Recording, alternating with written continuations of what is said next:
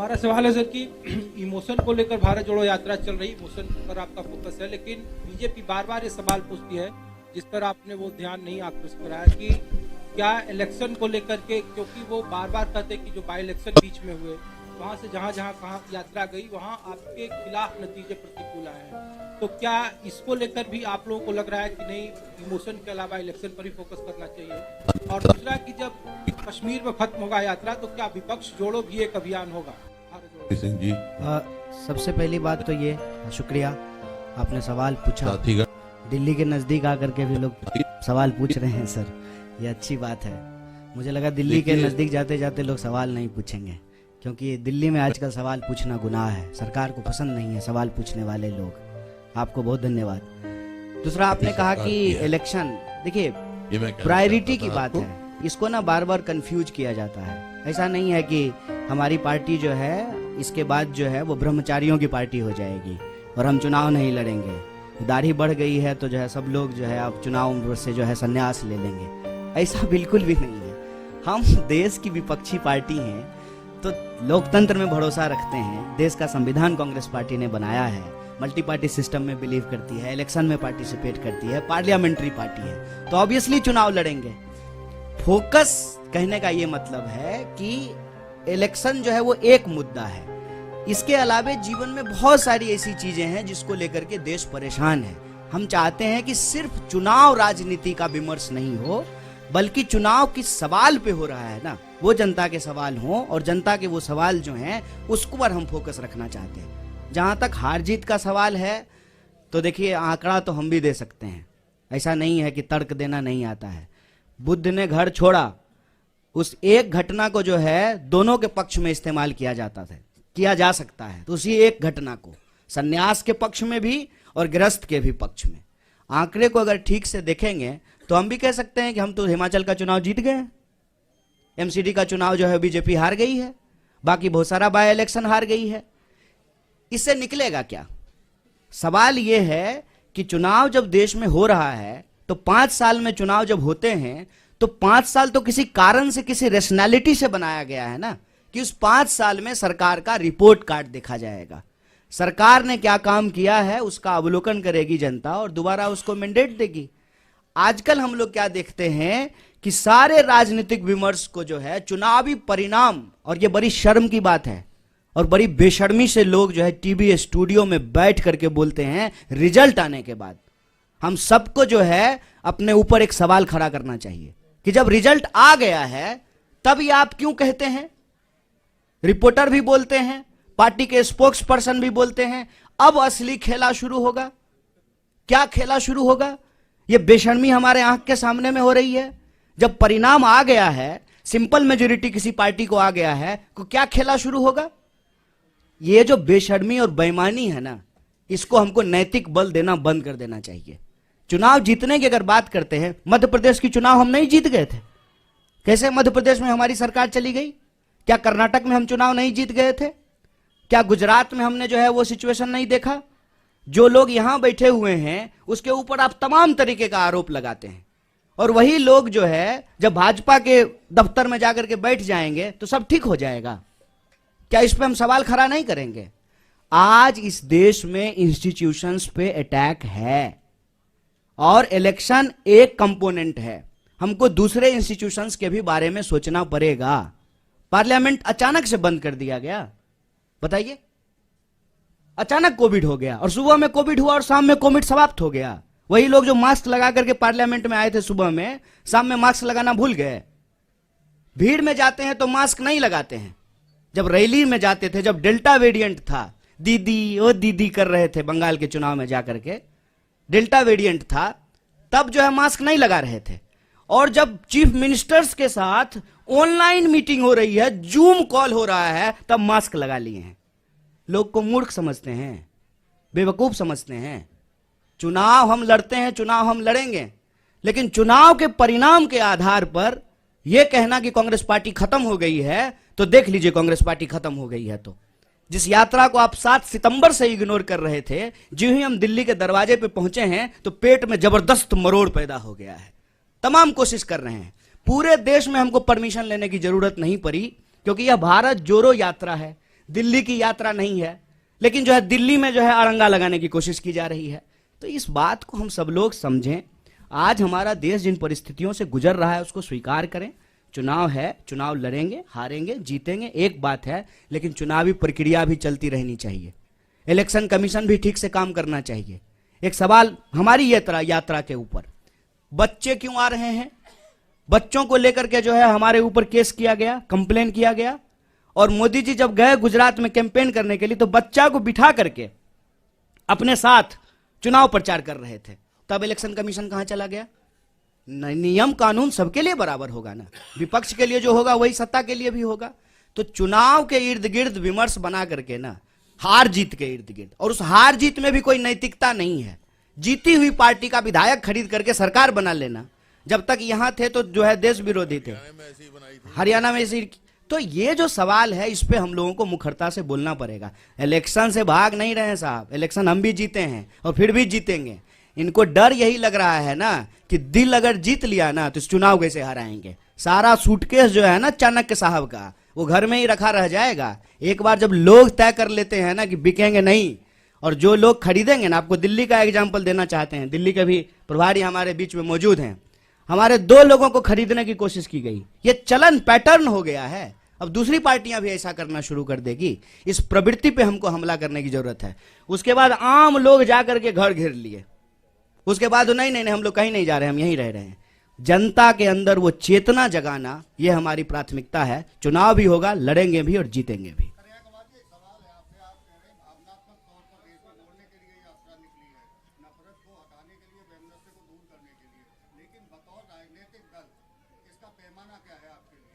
देखिए, भावना एक बात है, भूख का भी सवाल है। हम इसके 2 पक्ष पे बात कर रहे हैं। हम कह रहे हैं कि घर के लोग अगर आपस में लड़ते रहेंगे ना तो घर टूट रहा है, इसकी मरम्मत करनी है, इस पे ध्यान नहीं जाएगा। तो हम कह रहे हैं कि इसका एक पक्ष ये है कि देश में रहने वाले सब लोग भारतीय हैं। हरियाणा के लोग भी भारतीय हैं, बिहार के लोग भी भारतीय हैं, हम सब भारतवासी हैं और हम सब के मिलाने से ही देश बनता है। और लेकिन ये जो लोगों को आपस में लड़ाया जाता है, भावनाओं को जो भड़काया जाता है, भावना आजकल गजब हो गया है, जब देखिए तब भड़क जाता है, लेकिन भूख के सवाल पे नहीं भड़क रहा है। तो भावना और भूख दोनों जो है इस यात्रा के उद्देश्य हैं। प्राइमरली अर्थशास्त्रियों ने भी यह कहना शुरू कर दिया है कि अगर देश में नफरत का माहौल रहेगा तो रोजी रोटी का सवाल गायब रहेगा। नफरत को कम करेंगे तभी रोजी रोटी के सवाल होंगे। अभी हमारे अध्यक्ष जी ने आपको बताया ना कि 32 बार जो है पेपर भर्ती घोटाला यहां हो चुका है, पेपर लीक हो चुका है, भर्तियां निकल नहीं रही है। इंडस्ट्रियल टाउन जो है वो बैरन लैंड में कन्वर्ट होना शुरू हो गए हैं, एमएसएमईज लगातार बंद हो रहे हैं। अगर ये हरियाणा का हालत है तो आप सोचिए कि बिहार में क्या हो रहा होगा।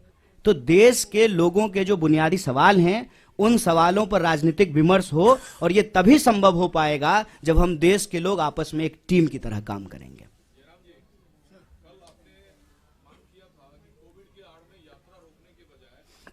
कोविड है तो पहले संसद का सत्र रोका जाए।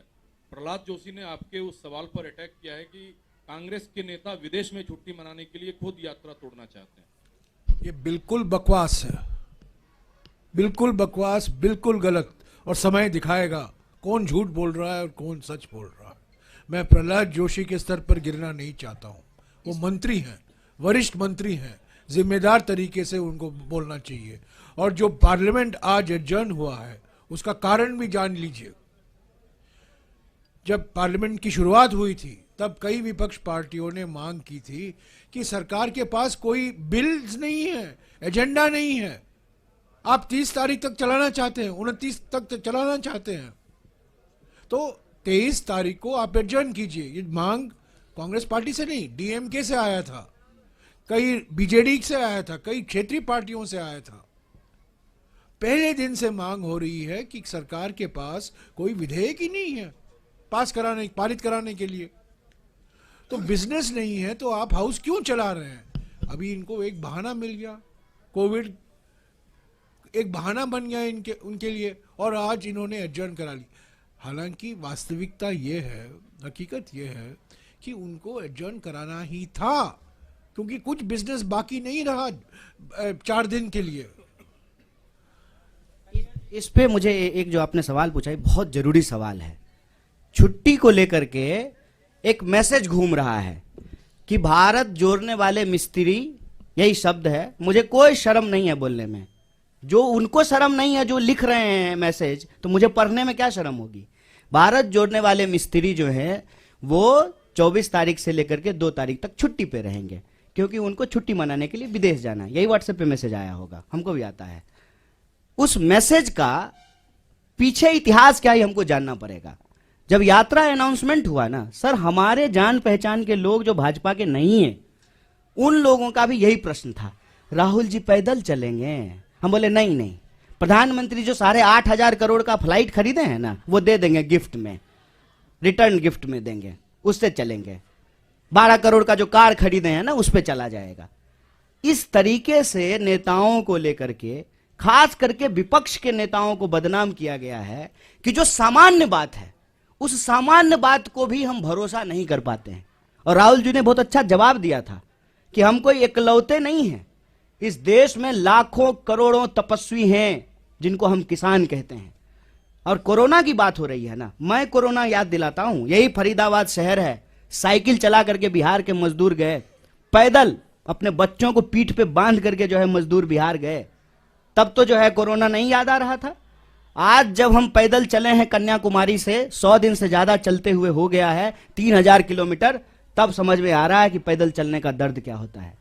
ये बार बार विपक्ष के नेताओं को लेकर के ऐसा मैसेज करते हैं, जबकि अगर हम सिद्धांत की बात करें तो कांग्रेस पार्टी इस देश में 8 घंटा मजदूरों को काम करने का अधिकार होना चाहिए, इसको लेकर के कानून बनाया। सप्ताह में 2 दिन छुट्टी होनी चाहिए, सैटरडे और संडे, इसको लागू कराया। तो यात्रा में जो लोग चल रहे हैं वो छुट्टी ले रहे हैं, तो ये अमानवीय है क्या? ये अमानवीय उसको लगेगा ना जिसने कभी अपनी पारिवारिक जिम्मेवारी नहीं उठाई। कोई होता ना जिसके साथ छुट्टी बिता सकते थे तो ये सवाल नहीं बोलते। जो लोग अपने आत्ममुग्धता का शिकार होता है ना, जिसने जिंदगी में इंसान बनाया ही नहीं, क्या करेगा छुट्टी लेकर के?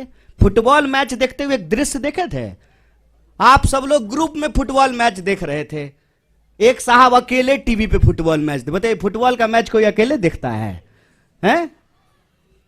देखे थे कि नहीं देखे थे? इस बात को समझिए। और जो तमाम लोग परिवार बना रहे हैं ना, शादी कर रहे हैं, बच्चे पैदा कर रहे हैं, ये आपको अनैतिक बोल रहे हैं।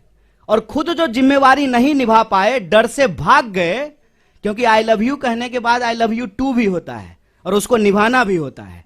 जो ये नहीं कर पाए ना, वो अपने आप को नैतिक बोल करके आपके कंधे पे बैठे हुए हैं।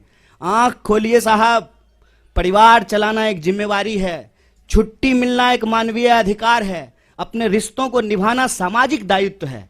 हम देश का दायित्व निभा करके परिवार का दायित्व निभाएंगे, इसमें क्या बुराई है? किस लिए आप कमाते हैं? कि आपके शादी हो, बच्चे हो, परिवार हो, इसलिए कमाते हैं ना? क्या दिक्कत है इसमें?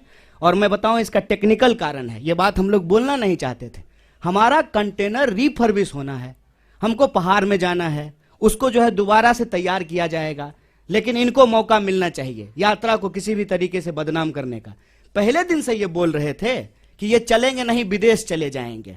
अरे विदेश जाने का आरोप जो है वो हमारे नेता के ऊपर लगता है। अब वास्को डिगामा की चक्कर की तरह जो दुनिया का चक्कर प्रधानमंत्री लगा रहे हैं।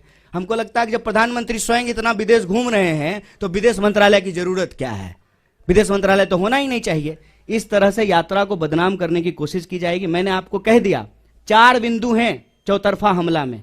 पहला बिंदु कि ये यात्रा की प्रासंगिकता पे सवाल उठाए, दूसरा बिंदु इन्होंने यात्रा को बदनाम करने का कोशिश किया, तीसरा बिंदु कि मंदिर क्यों जाते हैं, और चौथा बिंदु जो मैं बार बार आपको कह रहा हूं यात्रा को लेकर के कि कुछ भी कोई बहाना लगा करके अब ये यात्रा को रोकना चाहते हैं, पर ये यात्रा रुकेगी नहीं।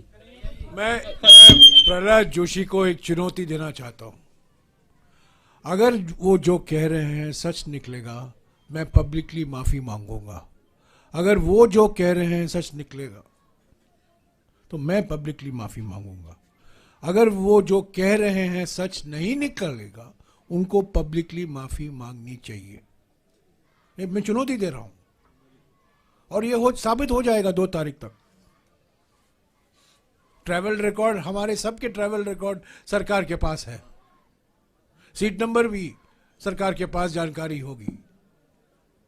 अगर वो जो कह रहे हैं सच निकलेगा, मैं माफी मांगूंगा। अगर वो कह रहे हैं गलत निकलेगा, उनको ये धैर्य होना चाहिए, खड़े होकर माफी मांगे, क्योंकि बार बार ये बकवास बातें करते रहते हैं। सर सवाल ये है कि आप एक जिम्मेदार राजनीतिक दल है।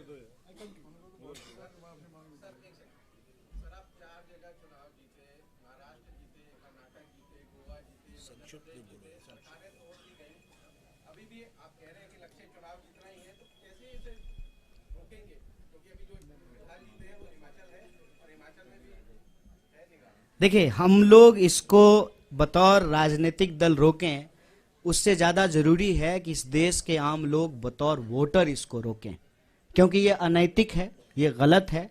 एक बार जब लोगों ने अपना मैंडेट दे दिया, सरकार चुन दिया, सरकार 5 साल चले और उसके फिर काम के आधार पे जो है सरकार का काम कैसा रहा, जनता अपना अगला निर्णय लेगी। तो ये लड़ाई एक राजनीतिक दल के कैपेसिटी से आगे बढ़ करके इस देश के नागरिकों के कंधे पे है। कन्हैया जी, सवाल ये है कि कोविड को लेकर तरह तरह की बातें की जाती है। कांग्रेस का अपना पक्ष है, बीजेपी का अपना पक्ष है। सरकार ये कहती है कि चीन, अमेरिका, बाकी कंट्रीज में कोविड के केसेस बढ़ रहे हैं, इसलिए एहतियात बरतने की जरूरत है। एक जिम्मेदार राजनीतिक दल होने के नाते आप यात्रा निकालिए, लेकिन प्रोटोकॉल का अगर पालन करेंगे तो उसमें दिक्कत कहाँ आती है? क्या सरकार सवाल उठा रही है इसलिए उसका विरोध है, या आप लोग मानते हैं कि कोविड नहीं है, पूरी तरह से नहीं? देखिए, सबसे पहली बात सर, ये इसका मैं जवाब देता हूं, आप भी भूलिएगा कि कोरोना ना कांग्रेस बीजेपी नहीं है। कोरोना एक वायरस है, वो सब के लिए है। ना कोरोना का कोई धर्म है, ना कोरोना का कोई राजनीतिक विचारधारा है। कोरोना के नाम पर, कोरोना का बहाना बना करके जो राजनीतिक चालबाजी की जा रही है ना, हम उस पर सवाल उठा रहे हैं। कोरोना का प्रोटोकॉल जो सरकार लाएगी उसको पहले भी फॉलो किए थे, आगे भी फॉलो करेंगे, लेकिन ये प्रोटोकॉल कब लाया जा रहा है, क्यों लाया जा रहा है, किसके लिए लाया जा रहा है, इस पे भी आंख खोल करके सवाल करेंगे। और आप भी सवाल कीजिए, हम उम्मीद करते हैं, हो सकता है कि आपको नौकरी में नहीं निकाल दिया जाए आपको, तब आप भी हमारे साथ आइएगा भारत जोड़ो यात्रा में। लेकिन यह सवाल पूछा जाए कि भाई सुबह में मास्क लगाना प्रोटोकॉल है, शाम में बाराती जब गए थे तब मास्क लगाना प्रोटोकॉल नहीं है, ये सवाल पूछने में क्या दिक्कत है? आप कहते हैं तो मैं ये सवाल मास्क लगा के पूछ लूंगा, अच्छा होगा कि मुंह भी नहीं दिखेगा। देखिए, इस पे ना रैशनल तरीके से जो है हम लोगों को समझना पड़ेगा कि रैली में कोरोना गायब हो जाता है, ठीक है, और जूम मीटिंग में कोरोना आ जाता है। इस पे आप सब लोग सवाल पूछिए। कोरोना का कोई राजनीतिक विचारधारा नहीं है, हम भी ऐसा नहीं कह रहे हैं। और कोरोना का नियम और प्रोटोकॉल साइंस के हिसाब से, पॉलिटिकल पार्टी के हिसाब से नहीं, मेडिकल साइंस के हिसाब से जो होगा उसको फॉलो करेंगे। आज सुबह से मैं मास्क पहना हूं और आज सुबह मैंने सभी भारत यात्रियों से गुजारिश की वो मास्क पहने। कल सभी लोग मास्क पहनेंगे। आज कुछ लोग, एक मिनट, आज कुछ लोग मास्क पहने क्योंकि हमारे पास 250 मास्क नहीं थे, पर मेरे पास थे तो मैंने पहना, और कल सब लोग पहनेंगे। अगर मास्क पहनना जरूरी है, हम पहनेंगे, उसमें क्या है?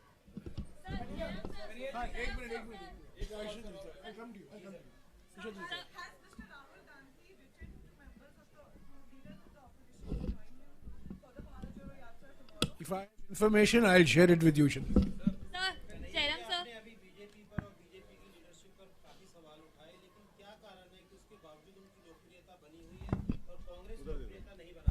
देखिए, मैंने उनके सवालों के जवाब दिए।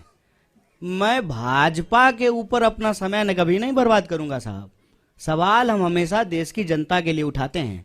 रोजी का सवाल, रोजगार का सवाल, भर्ती का सवाल, किसान का सवाल, मुआवजा का सवाल, महिला सुरक्षा का सवाल, सामाजिक न्याय का सवाल, हम ये उठाते हैं सवाल। भाजपा को लेकर के जो हमने कही है ना, ये हमने उनको उनकी भाषा में जवाब दिया है। लोकप्रियता तो आपकी भी कृपा है साहब मैं इस पे बोलना नहीं चाहता हूँ जयराम सर, एक क्वेश्चन आपसे है sir because sir, not just Bharat Jodo Yatra but there are other rallies. Who is asking the question? Oh, sorry. The other rallies are also underway because Karnataka assembly elections are coming in and JDS is also doing a rally in Karnataka, Panchratna Yatra.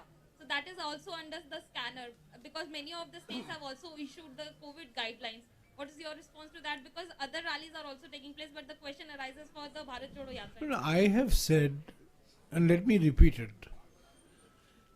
Any protocol based on scientific and medical advice that is uniformly implemented will be followed by the Congress party. We have always followed it.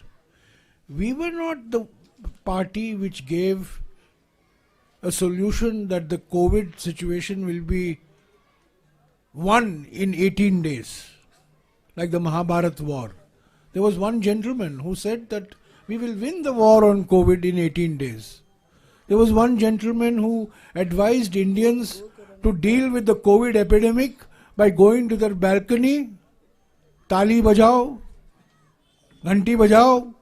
These were the remedies that were given for COVID, if you recall. We were not that political party.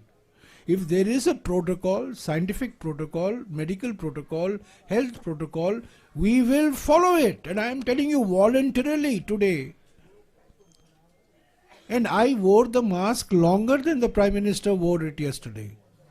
Yesterday the Prime Minister's mask was for the TV. So I have advised the Bharat Yatris this morning, at 5 o'clock this morning. They couldn't, many of them were not carrying masks because none of us anticipated this situation that has arisen out of the health minister's letter. So we will, if there is a directive to wear masks, we will wear masks. If there is a directive to maintain social distancing, we will maintain social distancing. I don't understand what the controversy is all about. There is no directive. There is no protocol.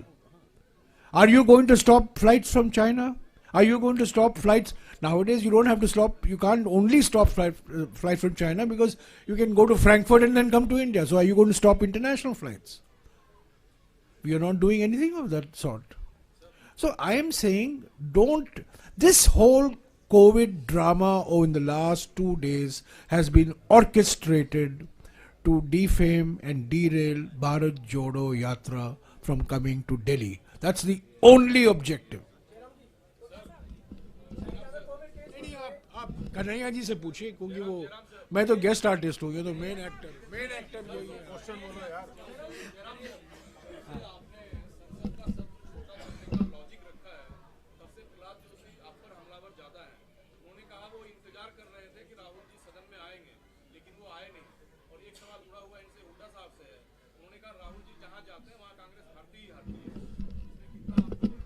जी सवाल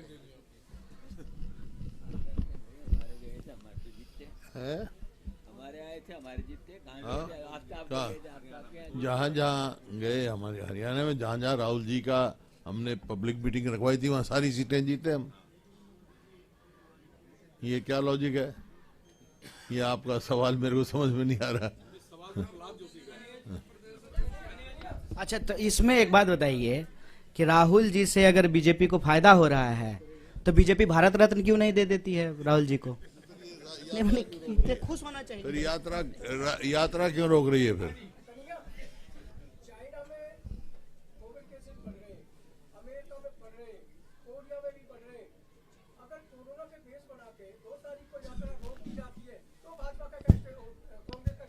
नहीं, बढ़ गए हैं, ये बड़ी चिंता की बात है, लेकिन भाजपा के एक मंत्री ने कहा है कि फिर गाना गा देंगे, कोरोना चला जाएगा, गो कोरोना गो।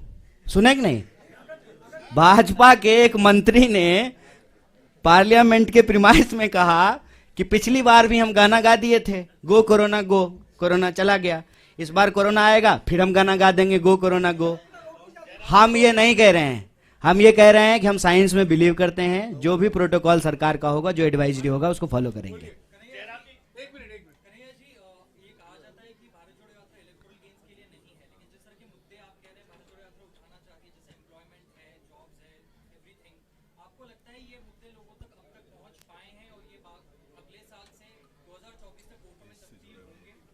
देखिए, हमारी कोशिश तो यही है कि इस देश में सकारात्मक राजनीति हो, पॉजिटिव पॉलिटिक्स हो, क्योंकि उस पॉलिटिक्स में का फायदा ये होगा कि हार जीत किसी की हो, लेकिन उससे लोगों को फायदा होगा। अगर हम राजनीतिक विमर्श के केंद्र में बेकारी का सवाल ला पाए, महंगाई का सवाल ले पाए, एसएमईज जो small scale medium scale industries का सवाल है, महिला सुरक्षा का सवाल है, किसानों को मुआवजा का सवाल है, खेती का सवाल है, सीमा सुरक्षा का सवाल है, तो उससे देश को फायदा होगा। चुनावी परिणाम चाहे जो भी हो, लेकिन इस आधार पे अगर राजनीतिक विमर्श होगा, लोगों के बुनियादी सवाल पर होंगे, तो लोगों को फायदा होगा। हम वो प्रयास कर रहे हैं, कितनी सफलता मिलेगी ये तो देखने वाली बात है।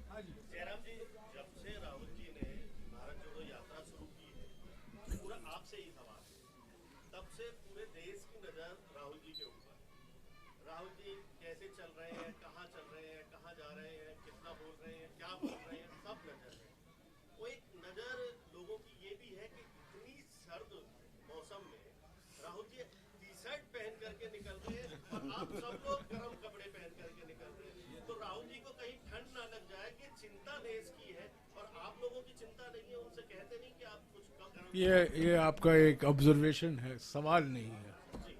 तो क्या मैं क्या जवाब दे सकता हूँ? नहीं, मैं क्या जवाब दे सकता हूँ? नहीं लगती है, वो थिक स्किन है। चलिए, ये लास्ट क्वेश्चन। हाँ, 2004 में सोनिया गांधी जी पैदल चली, तो 2005 में हरियाणा में हुड्डा सरकार बनी। अब 19 साल बाद राहुल गांधी जी पैदल चल रहे हैं, तो लगता है बिहार दोबारा 2024 में दोहराएगा। हरियाणा में कांग्रेस की सरकार बनेगी।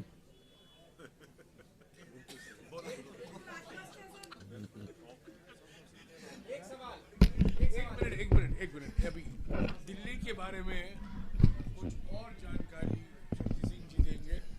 दिल्ली के प्रोग्राम, कल के दिल्ली के प्रोग्राम के बारे में। कुछ साथियों का मुझे मैसेज आया है कि आपने दिल्ली का प्रोग्राम तो अनाउंस किया, पर टाइमिंग भी साथ में बता देते तो हमारे लिए अच्छा रहता। वो प्रेस ब्रीफिंग के दौरान आया है। हमारा डे 108 108वां दिन, यानी कल 24 तारीख हरियाणा से हम दिल्ली में प्रवेश करेंगे।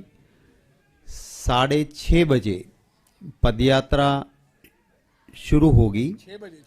6 बजे हरियाणा से शुरू होगी। हरियाणा से 6 बजे शुरू होगी और दिल्ली रिसेप्शन जो होगा वो मेट्रो स्टेशन बदरपुर पे रिसेप्शन होगा। 10:30 बजे हम पहुंचेंगे। सॉरी, वो रिसेप्शन 5 किलोमीटर है, वो हाँ, वो रिसेप्शन जो है बदरपुर, वो 5 किलोमीटर चलने के बाद, दिल्ली में 5 किलोमीटर, हरियाणा में 5 किलोमीटर चलने के बाद दिल्ली में रिसेप्शन होगा, जो बदरपुर मेट्रो स्टेशन के पास, आपको मैंने पहले ही बताया था, वो होगा। वहां से अपोलो अस्पताल होते हुए हम जब जयराम आश्रम पहुंचेंगे, आश्रम चौक दिल्ली में, वो 16 किलोमीटर की यात्रा और होगी। तो लंबी यात्रा होगी कल की, 21 किलोमीटर हो गए वो। और वो हम जयराम आश्रम, आश्रम चौक सुबह 10:30 बजे पहुंचेंगे। 10:30 बजे वहां पहुंचने के बाद ब्रेक होगा, हमारा लंच ब्रेक होगा। जयराम आश्रम मंदिर में भी हम पूजा करेंगे और उसके बाद 1:30 बजे पदयात्रा फिर से शुरू होगी। 1:30 बजे जयराम आश्रम से वो मथुरा रोड, जाकिर हुसैन मार्ग, इंडिया गेट, तिलक मार्ग, ITO, बहादुर शाह जफर मार्ग, नेताजी सुभाष मार्ग, अनागपाल थॉम सर्कल, वहां होते 4:30 बजे अनगपाल थॉम सर्कल, नेताजी सुभाष मार्ग, लाल किला, वहां पे हमारी यात्रा पहुंचेगी 4:30 बजे शाम को। वहां से जो हम जाएंगे शांतिवन, शक्ति स्थल, वीरभूमि और राजघाट, वो बाय कार यात्रीज और राहुल जी जाएंगे, जहां पुष्पमाला समर्पित की जाएगी और फिर 3 तारीख तक का ब्रेक होगा। हरियाणा के साथियों के लिए हमारा सेकंड फेज फिर से हरियाणा में आएगा। वो अभी जो टेंटेटिव है वो 6 तारीख का है, पर सेकंड फेज की डिटेल यात्रा का प्रोग्राम हम आपको इत्तला कर देंगे। मेरे ट्विटर पे भी जाओ, कोई फॉलो करते तो मिल जाएगा। प्रदेश में भी हम प्रेस कॉन्फ्रेंस करके आपको ब्रेक के बाद का ब्रेक 3 हाँ वो तो कह दिया मैंने 3 तारीख नहीं 2 तक का है, ब्रेक 3 को तो रिज्यूम हो जाएगी। नहीं मैंने यही कहा कि हम दिल्ली 3 को फिर से चलेंगे, कल ब्रेक होने के बाद 3 दिल्ली से चलेंगे, पर हरियाणा में जो आना है वो जो सेकंड फेज की यात्रा 5 या 6 जो तारीख फाइनल होगी उसका डिटेल प्रोग्राम आपको मिल जाएगा। Thank you. पानीपत में रैली होगी, वो डेट आपको बताया जाएगा, और करनाल या अंबाला में राहुल जी प्रेस कॉन्फ्रेंस करेंगे, खास तौर से हरियाणा के करनाल या कुरुक्षेत्र या अंबाला, इन तीनों में से एक शहर में वो प्रेस कॉन्फ्रेंस होगा, वो तय किया जाएगा बाद में, और उसको आपको 3-4 दिन पहले आपको पूरी जानकारी मिल जाएगी। पर प्रेस कॉन्फ्रेंस जरूर होगा, आपके साथ मुलाकात होगी। हाँ, एमएसएमई का प्रोग्राम यही है जहां राहुल जी रुके हुए हैं। वो 30 लोग आएंगे, करीब 1 बजे आएंगे, 2 बजे से लेकर 2-2:30 बजे या 2:40 तक इंटरेक्शन होगा। उसके बाद में उसकी जानकारी मैं आपको दूंगा। करीब 30 एमएसएमई आ रहे हैं जो खास तौर से फरीदाबाद में उनकी फैक्ट्रियां हैं।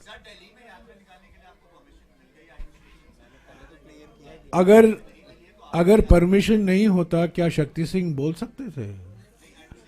मैंने आपने क्लियर बता दिया ना, आपने क्लियर मैंने आपको पहले ही क्लियर किया कि हमारी यात्रा देश की यात्रा है। कन्याकुमारी से हम 3000 किलोमीटर चले, सेंट्रल रिजर्व पुलिस फोर्स जो है वो रूट हमें जो कहते हैं वो भेज देते हैं, वही एक परमिशन की बात हो गई। आज तक 3000 किलोमीटर में किसी भी एडमिनिस्ट्रेशन ने कहीं भी हमें रोका नहीं है।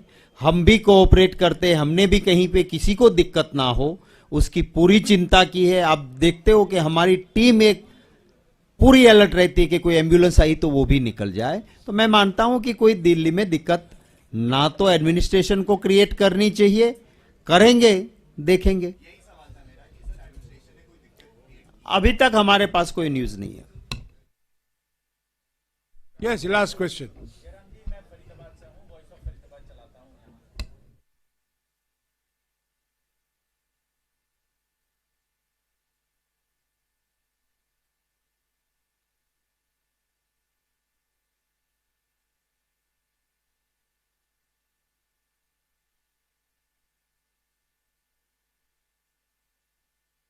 मैं हुडा जी से गुजारिश करूंगा और लोकल एमएलए से भी। ऐसा है, जहाँ तक भ्रष्टाचार का सवाल है, इस सरकार ने सारे रिकॉर्ड तोड़ दिए और निरंतर हम असेंबली में भी और बाहर भी हर जगह करते रहे। यहाँ भी धरने किए फरीदाबाद हमारे विधायक जी ने, और जगह भी हुए जो भी हमारे लोकल लीडर्स है, क्योंकि ये सबसे भ्रष्ट सरकार है और यही कारण है कि प्रदेश में कर्जा बढ़ रहा है और काम कुछ नहीं हो रहा है। पूरे जोर शोर से आवाज उठा रही पूरी कांग्रेस तक इस पे, और पूरी लड़ाई लड़ेंगे। अब विधानसभा का स्तर आ रहा है, उसमें भी इस बात को भ्रष्टाचार को लेके बोलेंगे, लड़ेंगे।